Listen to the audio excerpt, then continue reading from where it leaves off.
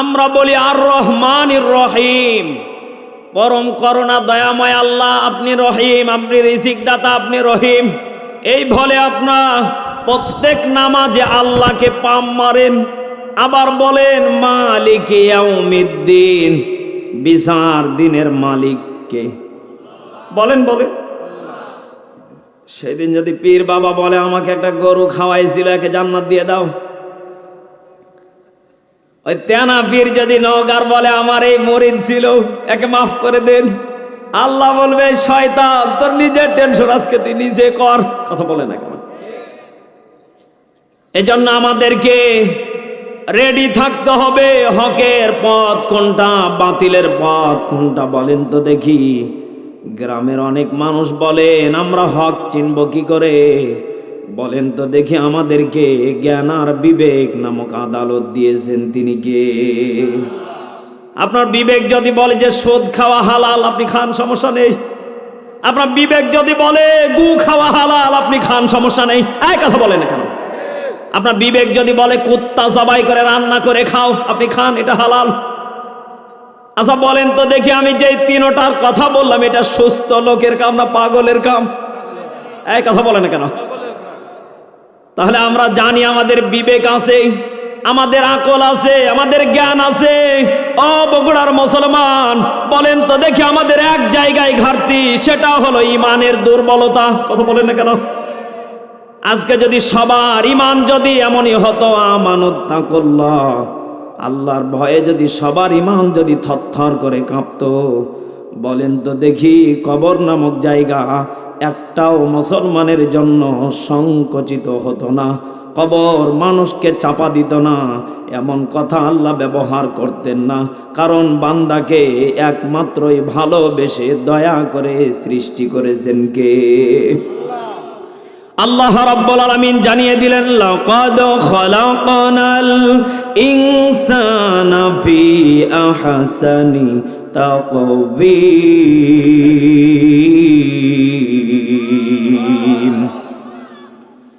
আল্লাহ রাব্বুল আলামিন জানিয়ে দিলেন আমি এই ইনসানকে, ইনসান মানে গরু, কি বলেন মানুষ। এটা আপনারা বিশ্বাস করেন তো নাকি? আমার ভাষা মনে হয় আপনাদের কষ্ট হচ্ছে বুঝতে, মনোযোগ আছে তো ইনশাআল্লাহ? আল্লাহ রাব্বুল আলামিন জানিয়ে দিলেন এই ইনসানকে, মানব জাতিকে আহসানি তাকওয়িম, উত্তম আকৃতি দিয়ে বানিয়েছি, উত্তম সৌন্দর্য দিয়ে বানিয়েছি। ও মুসলমান, সত্য করে বলেন তো দেখি, এই মানব জাতিকে বিনা হুকুমে দুনিয়াতে রেখে দিয়েছেন তিনি কে? আল্লাহ যদি অর্ডার করতেন এই সুদখোর, আগামীকালকে সুদ খেলে তোর ওখানেই মৃত্যু হবে, আগামীকালকে বেনামাজি যদি নামাজ না পড়িস ওখানেই মৃত্যু হবে, আগামীকালকে যারা চুরি করিস ডাকাতি করিস ওরা আগামীকালকে চুরি ডাকাতি করলে ওখানেই মৃত্যু হবে। বলেন তো দেখি আল্লাহ যদি এমনভাবে যদি বান্দাকে হুকুম করতেন, এদেশে একটাও মুসলমান কি বেঁচে থাকতে পারত? অনেকে কিন্তু আমাদের সমাজ আছে, আমি এত নামাজ পড়ি, এত রোজা রাখি, এত কোরআন পড়ি, আমি হজ করেছি, আমি হাজি, এরপরও দেখি পাশের বাড়ির লোক ছাতা গরিব মানুষও চুরি করে খায়, ঋণ করে খায়, সুদ করে খায়, ভ্যান চালিয়ে খায়, এরপর ওর বিপদ ফুরায় না, ওর মুসিবত আসে না, আর যত মুসিবত আমার ঘরে। এরকম মানুষ মনে হয় নেই? আচ্ছা বলেন তো দেখি মুমিনদের পরীক্ষা কম না বেশি? বলেন। আসলে আমার একটা গল্প মনে পড়ে গেল, কি বলবো? আজকের মাহফিলে আমার বাবা আছে। আমরা যখন ছোট্ট ছিলাম কি ছিলাম? যখন আমরা ছোট্ট ছিলাম, মাদ্রাসা থেকে বাড়িতে যখন আমি আসতাম, তখন আমার ছোট ভাইকে দেখতাম মাঝে মাঝে কান্না করত। আমি আমার ভাইকে জিজ্ঞাসা করতাম কান্না করো কেন? ভাই বলতো বাড়িতে তরকারি নেই, ভাত আছে, কষ্ট। আমার ছোট ভাই মাঝে মাঝে ঠিক মতো খাবার পেত না। আমি মাদ্রাসায় খাবার পেলেও কষ্টে মানুষ হয়েছি, কিন্তু আমার বংশের লোকগুলো ইচ্ছা মতো খেত। আমি আমার মাকে বলতাম মা এরা খায়, এত ভালো মন্দ পায় কোথা থেকে? আমার মা বলতো ওদের আছে, ওরা খায়। আচ্ছা বলেন তো দেখি, অনেক সমাজে মানুষ আছে ডান হাত দিয়ে পেলো আর ইচ্ছা মতো খেলো, ও ছাতা মরলে কি হবে, আর সামনে কি হবে, অসুস্থ হয়ে বিছানায় পড়লে কে দেবে, টেনশনও করে না কিছু মানুষ। কথা বলে না কেন? এজন্য আমার মা আমাকে একটা কথা বলে, বাবা সব খেলে হবে না, কিছু ধরে রাখা লাগবে, কারণ তুমি যদি আজকে বিপদে পড়ো তাহলে তোমাকে আগামীকালকে কিছু মানুষ সহযোগিতা করতে পারে, নাও পারে। কথা বলেন না কেন? এজন্য ইমানদার যারা হবে এদেরকে আল্লাহ বারবার করে পরীক্ষা করবে, এদেরকে আল্লাহ বিভিন্ন কায়দায় অ্যাঙ্গেলে মার দেবে। আল্লাহ বলবে ইন্নাল্লাহা মা'আস সাবিরিন।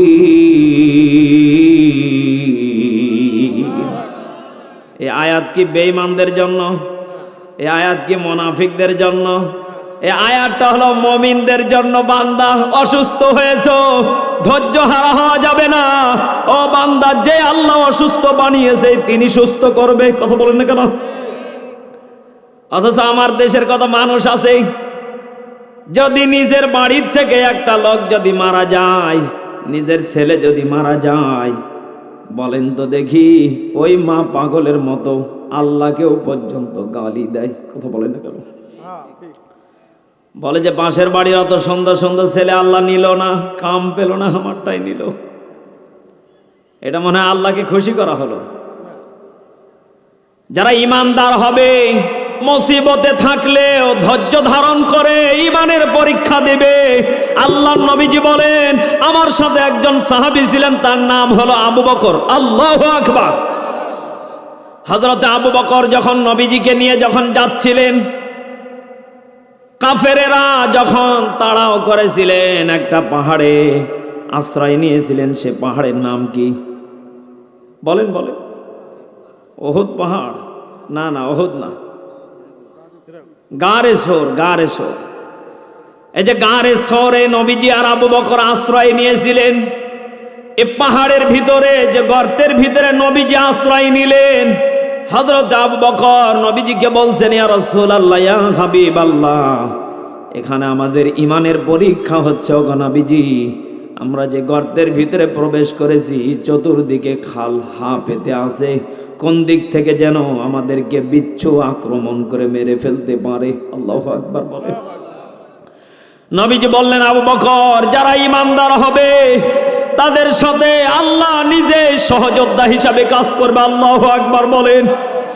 ও মুসলমান, ভয়ের কারণ নেই, টেনশন নেই, মুনাফিকি হওয়া যাবে না, বেঈমান হওয়া যাবে না। ইমানদার যারা হবে তাদের সাথে কাজ করবেন তিনি কে? আল্লাহর নবীজি বললেন, আবু বকর, চাদরের টুকরা ছিঁড়ে ছিঁড়ে প্রত্যেকটা খাতগুলো বন্ধ করে দাও। সব যখন বন্ধ করা হয়ে গেল, একটা মাত্র খাত যখন ছিলেন হযরত আবু বকর নবীজির ক্লান্ত মাখা শরীরটাকে, নবীজির পিঠ মোবারকটাকে, মাথা মণ্ড মোবারকটাকে হযরত আবু বকর কাঁধের ওপরে নিয়েছিলেন, কোলাতে নিয়েছিলেন। নবীজি ঘুমাচ্ছিলেন ইন্দিমি টাইমে। হযরত আবু বকর যেই গর্তটা ফাঁকা ছিল ডান পা সেখানে দিয়ে চাপ দিয়ে ধরেছিলেন। আল্লাহু আকবার বলেন। হযরত আবু বকরকে একটা বিষাক্ত সাপ সেখানে বের হওয়ার জন্য চেষ্টা করছিলেন। ওই জায়গাতে হযরত আবু বকরকে বিষাক্ত সাপ যখন সবল দিয়েছিলেন, বলেন তো দেখি হযরত আবু বকর কিন্তু লাফ দিয়ে উঠতে পারতেন। কথা বলেন না কেন? ইমানদার যারা হবে মুসিবতে পড়বে, ধৈর্য ধারণ করবে, এটাই হলো ইমানদারের পরীক্ষা। আল্লাহু আকবার বলেন। ও মুসলমান, আপনাদেরকে আমি এটাই বোঝাতে চাচ্ছি। বলেন তো দেখি, আমরা যারা ইমানদার হব আমাদের প্রতি জুলুম আসবে, আমাদেরকে অনেক মানুষ অনেক ভাষায় গালিগালাজ করবে, এরপরেও আমরা ইহদিনাস সিরাতাল মুস্তাকিম, এই পথ ছেড়ে আমরা অন্য কোনো পথে যাব না। চিৎকার মেরে বলেন ঠিক কিনা? একটু জিকির করি সুবহানাল্লাহ।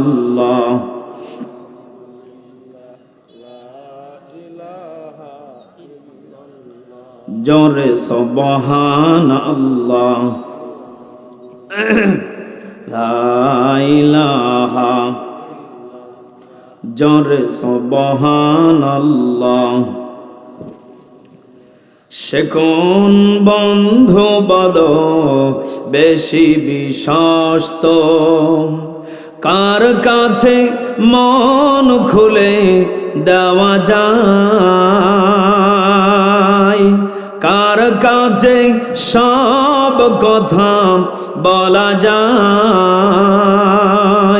হওয়া যায় বড় বিশ্বস্ত, হওয়া যায় বড় বিশ্বস্ত, ঠিক কিনা? সে কোন বন্ধু বলো বেশি বিশ্বস্ত, কার কাছে মন খুলে দেওয়া যায়, কার কাছে সব কথা বলা যায়, হওয়া যায় বড় বিশ্বস্ত, হওয়া যায় বড় বিশ্বস্ত, তার নাম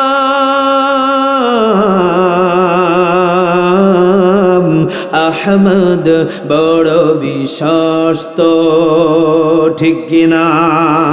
যে জন কখনো ব্যথা দিতে জানে না, যে জনকে বলি মুছে দেয় বেদনা, মারহাবা। যে জন কখনো ব্যথা দিতে জানে না, যে জনকে বলি মুছে দেয় বেদনা, হৃদয়ের হাহাকার আপন করে নিতে আর কার বুক এত প্রশস্ত, কার বুক এত প্রশস্ত, তার নাম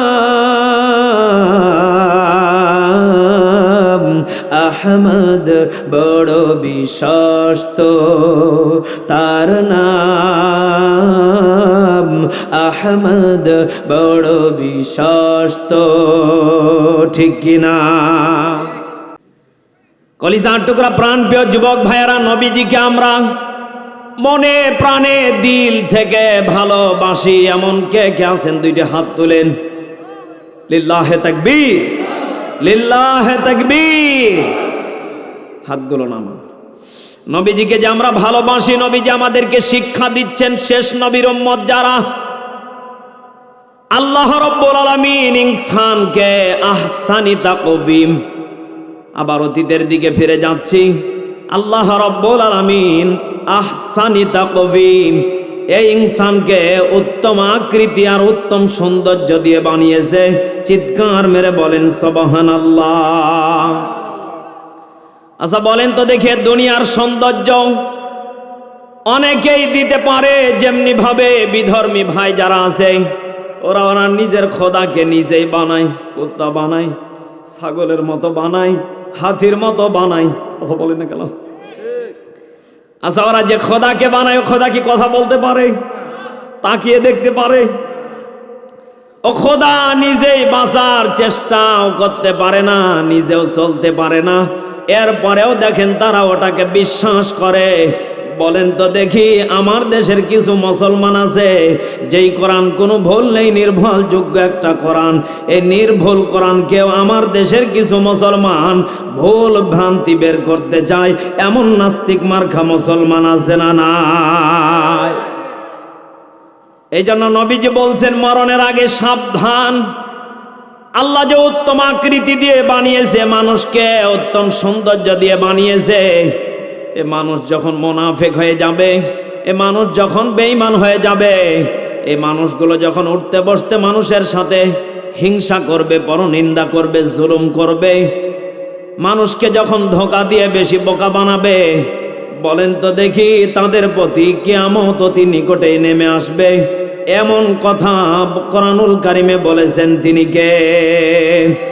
আরো জোরে বলেন তিনি কে? আল্লাহ রাব্বুল আলামিন জানিয়ে দিলেন, ইদাস সামাউ ফাতারাত ওয়া ইদাল কাওয়াকিবু তাসারাত, ইদাস শামসু কুবিরাত ওয়া ইদান নুজুমু কাদারাত ইদা যুলজিলাতিল আরদু জিলজালাহা ওয়া আখরাজাতিল আরদু আসকালাহা। যারা বলেন আল্লাহু আকবার। আল্লাহ রাব্বুল আলামিন জানিয়ে দিচ্ছেন আসমান ফেটে ফেটে পড়বে। নাউজুবিল্লাহ বলেন। আসমানটা ফেটে ফেটে চূর্ণ বিচূর্ণ হয়ে পড়বে, তারকাগুলো সংকুচিত হয়ে যাবে। ও মুসলমান, জমিন তার পেট থেকে সব কিছুকে বের করে ফেলে দিবে। সত্য করে বলেন তো দেখি, গত 2 জুমার আগে একটা ঢাকা শহরে ভূমিকম্প হয়েছিল। কত মানুষ ফজরের নামাজ পড়েছিল, কত মানুষ ফজরের নামাজও পড়ে নাই। যারা মৃত্যুবরণ করেছে নামাজ পড়ে, তাদের মরণ হলো শহীদি মরণ। চিৎকার মেরে বলেন ঠিক কিনা? আর যারা ফজরের নামাজ পড়ে নাই, ওই অবস্থায় ঘুমিয়েছিল, মারা গেছে। বলেন তো দেখি, এই যে কিয়ামতের মতো একটা দিন ঘটে গেল, আল্লাহ রাব্বুল আলামিন জানিয়ে দিলেন ওই বান্দা বিশাল বড় নিয়ামত থেকে গাফেল হয়ে গেল। জান্নাত তো দূরের কথা, জাহান্নাম বান্দার জন্য বরাদ্দ হয়ে যেতে পারে। চিৎকার মেরে বলেন নাউজুবিল্লাহ। এখানে যারা আমরা বসে আছি, বলেন তো দেখি, যদি কোনো মহিলাকে বলেন, প্রাণের বিবি আমার, বাচ্চা তো 4-5টা হয়ে গেল, শেষ যে বাচ্চাটা হয়েছে বাচ্চাটা ফেলে দাও, বলেন তো দেখি কোনো মা ফেলে দেবে? কথা বলেন না কেন? যদি আপনার বিবিকে বলেন না 4-5টা হয়ে গেছে, এটা অন্তত পক্ষে আল্লাহ বেশি দিয়েছে, এটা ফেলে দাও, এটা কাউকে দিয়ে দাও, এটাকে মেরে ফেলো, এটাকে ডাস্টবিনে ফেলে দাও, সত্য করে বলেন তো দেখি, যেই মায়ের পেট থেকে সন্তান বের হয়েছে, ওই মা কোনোদিন সন্তানকে ফেলেও দিবে না, মেরেও ফেলবে না, অন্যের হাতেও দেবে না। কারণ মায়ের প্রসবের যন্ত্রণা আছে না নেই?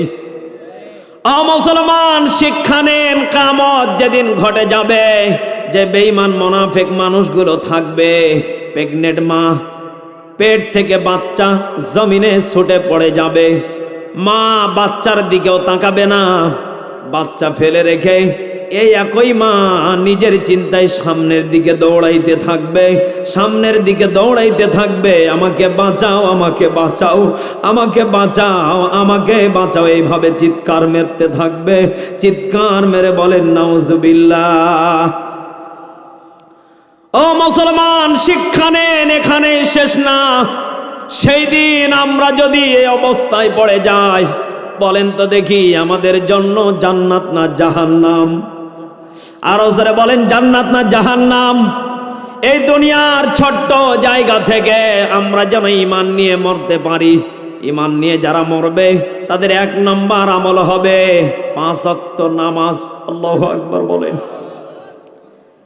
আমি যখন নামাজের কথা বলি, তখন আমার গাও শিউরে ওঠে। যদিও মাঝে মাঝে নামাজ ঠিক মতো জামাতে পড়তে পারি না, পরে কাজা আদায় করে নেই, এরপরও নামাজ, এই কথাটা কেমন যেন মুসলমানদের জন্য একটা গুরুত্বপূর্ণ বিষয়। কথা বলেন না কেন? নবীজি জানিয়ে দিয়েছেন, নামাজের জন্য আমি নবীজি 50 ওয়াক্ত থেকে 5 ওয়াক্ত নামাজ যুদ্ধ করে নিয়ে এসেছি।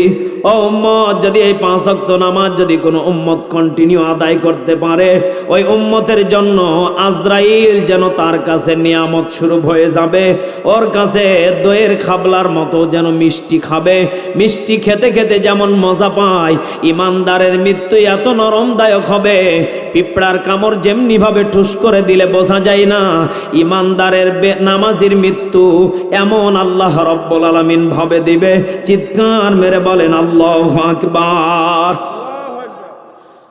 ও মুসলমান, একটু চিন্তা করেন, আপনি আমি যদি এখন মারা যাই, ধরেন আপনি আমি এখন মারা যাচ্ছি, হঠাৎ আপনার কাছে মালাকুল মাউত এসে হাজির হয়ে গেছে, সামনে উপস্থিত হয়ে গেছে। বলেন তো দেখি, এই যে মারা যাচ্ছি, এই ইন্দিমি টাইমে যদি আজরাইল এসে বলে, এই বেটা নামাজ পড়িস না, এই কথাও বলবে না, তার চেহারা সুরত যারা বেনামাজি দেখেই তারা পায়খানা করে ফেলবে, প্রস্রাব করে ফেলবে, বমি করে ফেলবে, পিছনের দিকে দৌড়ানোর জন্য চেষ্টা করবে, কিন্তু পলায়ন করতে পারবে না। চিৎকার মেরে বলেন আল্লাহু আকবার। কিতাবের ভিতরে মুফাসসিরিনে কেরাম বর্ণনা করেন, বেনামাজি যারা হবে তাদের সামনে আজরাইল এমন রূপ ধারণ করবে, আজরাইলকে দেখার সঙ্গে সঙ্গে বেনামাজি একেবারে অবাক হয়ে দুইটা চোখকে বড় বড় করে লাল করে ফেলবে। যারা নামাজি হবে এদের সামনে এমন সূরাত নিয়ে আজরাইল আসবে, আমরা নবীকে দেখি না, এরপর নবীর মতো জুব্বা টুপি পরে আসবে, নুরানি চেহারা, মায়াবী চেহারা। ইমানদার ব্যক্তি, নামাজি ব্যক্তি আজরাইলের দিকে তাকিয়ে তাকিয়ে মুচকি মুচকি হাসবে আর বলবে, নবী মনে হয় আমার সামনে, নবী মনে হয় আমার সামনে, নবীকেই মনে হয় আমি পেয়ে গিয়েছি। চিৎকার মেরে বলেন আল্লাহু আকবার। কারণ এত সুন্দর চেহারা মালাকুল মাউত আজরাইলের হবে, একই আজরাইল বেনামাজির জন্য হবে ভয়ঙ্কর রূপ, আবার এই আজরাইল ইমানদারের জন্য হবে নবীর রূপ। চিৎকার মেরে বলেন আল্লাহু আকবার। ও মুসলমান, সময় শেষের দিকে বলেন তো দেখি, এই জন্য নিজে শুধু বাঁচলে হবে না, পরিবার পরিজনকে নিয়ে আমরা প্রত্যেকেই জান্নাতে যেতে চাই কি চাই না? আরো জোরে বলেন, চাই কি চাই না? জান্নাত চির সুখের ঘর, জান্নাত চির সুখের ঘর, ওগো জানতে যদি তুমি, মাইয়া ঘেরা রঙিন হে পৃথিবী নয়তো সুখের খনি, মাইয়া ঘেরা রঙিন হে পৃথিবী নয়তো সুখের খনি। ঠিক কিনা? জান্নাতে পাবে তুমি হোরে গেলমান যা চাবে, জান্নাতের সব নেয়ামত তোমায় স্বাগতম জানাবে। আমিন বলেন। শর্ত একটাই, তোমাকে দিতে হবে কোরবানি, শর্ত একটাই, তোমাকে দিতে হবে কোরবানি। করতে পারো তুমি যদি, করতে পারো তুমি যদি এক আল্লাহর গোলামি, মায়া ঘেরা রঙিন হে পৃথিবী নয়তো সুখের খনি। ঠিক কিনা? মায়া ঘেরা পৃথিবী কার কার সুখের হাত তোলেন? সুখের? মনে হয় আপনাদের বিবি নেই ঘরে। দাদা বউ যদি থাকে তাহলে তো টেনশন আছে, এই কথা বলেন না কেন? আমার ওস্তাদ একটা গল্প শুনিয়েছিল যে যারা বিদেশ যায় নাই ওরা মনে করে বিদেশ গেলে কেমন মজা। কথা বলেন না কেন? যারা বিয়ে করে নাই ওরা মনে করছে আনম্যারিড, যারা এরা মনে করছে বিয়ে করলে কত মজা, আর যারা বিয়ে করেছে ওরা বলতেছে বিয়ে না করলে কত মজা। এই কথা বলেন না কেন? এই জন্য আমার ওস্তাদ একটা মাঝে মাঝে গল্প শোনাতেন, মেজবা অন্যের বিয়ে খাবা এক ওয়াক্ত, নিজের বিয়ে খাবা সারা জীবন। কারণ শ্বশুর বাড়িতে যখন যাবা শাশুড়ি আম্মা মাঝে মাঝে ফোন দিয়ে বলবে বাবা কি খাবে। কথা বলে না কেন? নতুন জামাই গেলে কিন্তু শাশুড়ি আম্মা ফোন দিয়ে বলে বাবা তোমার পছন্দ কি, কারণ জানে না আমার জামাই অন্যের ঘরে বসবাস করেছে, অন্যের ঘরে মানুষ হয়েছে, না জানি কি পছন্দ করে। বলেন তো দেখি, যখন কোনো জামাই এমন শব্দ শুনতে পায় আমার শাশুড়ি আমাকে ফোন দিয়ে বলে কি খাবে, আচ্ছা বলেন তো দেখি ওর চাইতে আর পৃথিবীতে কেউ সুখী হতে পারে?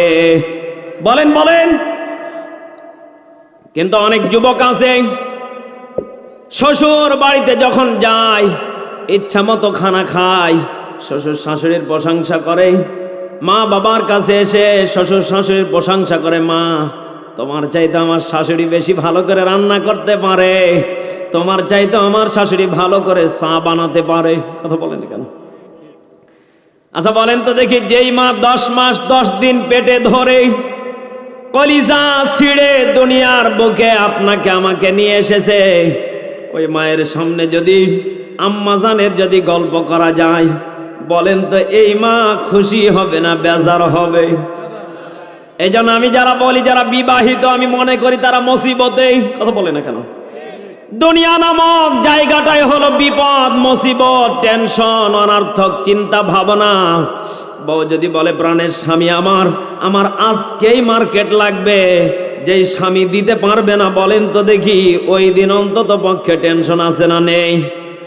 যখন দেখবেন বিবি মাঝে মাঝে রাগ করে, মহিলা মানুষ অল্পতে রেগে যায়, এর পিছনে কারণ আমি পেয়েছি দুইটা।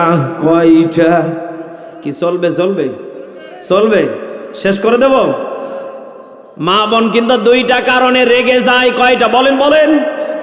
এক নম্বর কারণ হলো তাদের জ্ঞানের ঘাটতি। নবীজি একদিন বলতেছেন, সাহাবায়ে কেরাম, নারী জাতি যারা, তাদের দুইটা জায়গাতে আল্লাহ দুইটা ঘাটতি দিয়েছে। এক নম্বর জ্ঞানের ঘাটতি, দুই নম্বর আমলের ঘাটতি।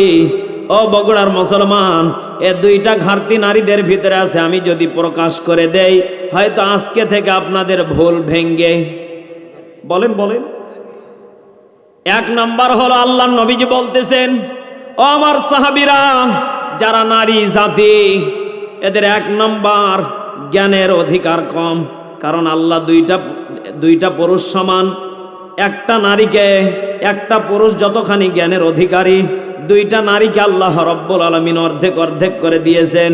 আনসার একজন সাহাবী বললেন, ইয়া রাসূলুল্লাহ, ইয়া হাবিবাল্লাহ, কারণটা কি?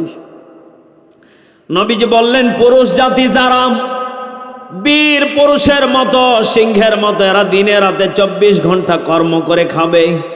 নারীদেরকে আল্লাহ নরম করে বানিয়েছে, ঘরের ভিতরে থাকবে। নারী যদি ঘরের বাইরে যেতে চায়, বলেন তো দেখি ওটা ডাইনি না নারী? এই কথা বলেন না কেন? প্রকৃত পক্ষে যেটা নারী, ওটা বাহিরে যেতে চায়। আরে ভাই, ওকে প্লেট যদি 5-10টা জায়গাতে যদি 20টা দেওয়া হয়, ও সাথে এমনি গলে যায়। কথা বলেন না কেন? ওকে যদি খালি কাপড় যদি 10-12টা যদি খাসতে দেওয়া হয়, যারা প্রকৃত নারী বিরক্ত মনে করে। কথা বলেন না কেন? কারণ ওর মনে হয় এটা আমার কাছে অনেক কষ্টদায়ক, আমার কাছে এটা অনেক কষ্ট। আর যেই সমস্ত নারীরা পুরুষের মতো অধিকার নিতে চায়, আমার মনে হয় এরা 3-4টা পুরুষের সমানে একাই বাঘিনী। কথা বলেন না কেন? আল্লাহ নবীজি বলেন, দুইটা নারীর সমান একটা পুরুষের শক্তি মেধা দেওয়া হয়েছে। কারণ নারী ঘরের ভিতরে থাকবে, নারীদেরকে যেই দিকে বলবে পুরুষ সেই দিকে যাবে। কারণ এরা যদি বেশি বুদ্ধির অধিকারী হয়ে যায়, এরা পুরুষদেরকে মানবে না, পুরুষদেরকে ভালো লাগবে না, পুরুষদের কাছ থেকে এরা দূরে চলে গেলে, বলেন তো দেখি, এমনও আমার দেশে পাগল আছে, বইয়ের জন্য পর্যন্ত বিষ খেয়ে মারা যায়। হায় হায় ভালোবাসা রে! প্রেমিকার জন্য নাতি মরে, নাতিন এদিকে হাসে। এই কথা বলেন না কেন? অনেক দাদা নানা আছেন, আপনার নাতিন প্রেম করে নাতির সাথে, নাতি বলে তোমাকে ছাড়া ভালো লাগে না পাখি, কলিজা, সোনা, ময়না, টিয়া। ও পাগলা, তুমি যতগুলো নাম রেখেছো সব থাকে গাছের ডালে।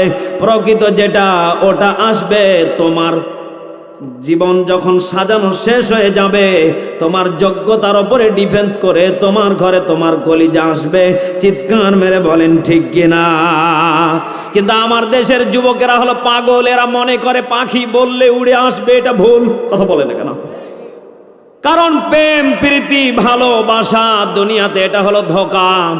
ধোঁকা নামক জায়গা থেকে আমরা যদি দূরে সরে যাই, প্রত্যেকটা নারী ভালো হয়ে যাবে, প্রত্যেকটা পুরুষ ভালো হয়ে যাবে।